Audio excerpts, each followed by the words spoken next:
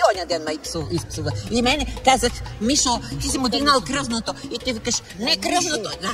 И пак почна да псуваш. На Мишо казах, аз съм подписал, никъде не псувам. На Мишо казах така, Мишо, миличик Мишо, в живота няма да те псувам, само ще спа с майка ти. Това значи не е псувня, а добро пожелание, благословия. Видяхте ли сега пък какво измисли, Господи? Ама защо си губите времето, младежи, и вие с него и на него? Ани не може да го изтърпи. Ани не може. Ще спя с майка ти? Какво е? Да, това е добро намерение, не е псувня. А нормално. Това уважение. Слушай, аз не мога да падна на твоето ниво, нито да те... Я моля ти се.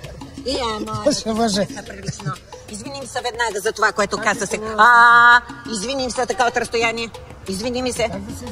Това, което си казваш, измисляш, че си казал на Мишо, че ще спиш с мене. Аз да не съм откачена, бе. Ти не разбра смисъла. Това е вид на псовня.